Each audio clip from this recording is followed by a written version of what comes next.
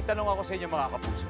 Na-experience nyo na bang ma-fall sa maling tao o ma-fall sa pangakong napako? Ouch! Sakit, no?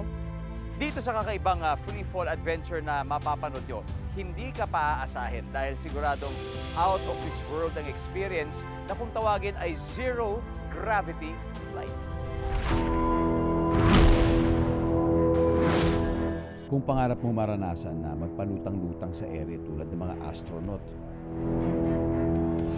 pwede mo na yung masubukan kahit nandito sa Earth.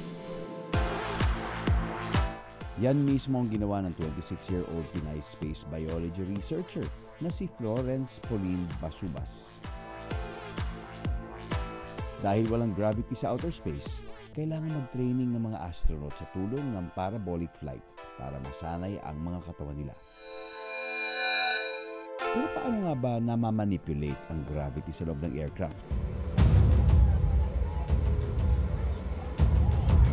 Ayon sa European Space Agency, sa parabolic flight, may mga kalkuladong maneuver na sinusundan ng eroplano para magkaroon ng zero gravity simulation. Ang resulta, ang mga pasahero sa loob nito nag-free fall lang 40 seconds, lumulutang sa ere.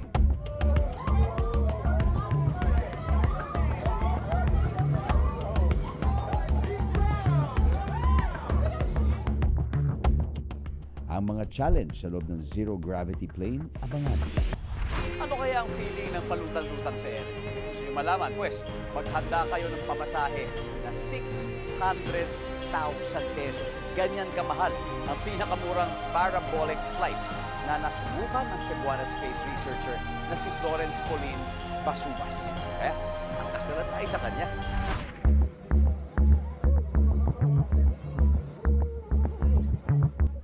Feeling astronaut sa outer space, ito ang nasubukan ng Pinay researcher na si Florence Pauline Basubas sakay ng parabolic flight nito May 17 sa Boston, USA. Depende sa anggulo at bilis ng pag-akit baba ng eroplano ang level ng gravity sa loob nito. Pwede silang magpasirko-sirko, kaya lang hindi maiwasang magkasipaan at sikuhan. Aray!